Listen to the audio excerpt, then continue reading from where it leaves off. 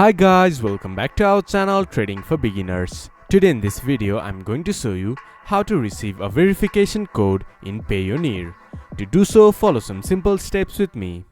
First of all, open your Payoneer application or go to Payoneer website from your browser. Once you have logged into your account, this type of interface will appear in your screen. From the top right corner you can see your profile icon. Click on it, then this type of drop-down menu will appear in your screen. Click to Settings. From there, go to Security Setting option.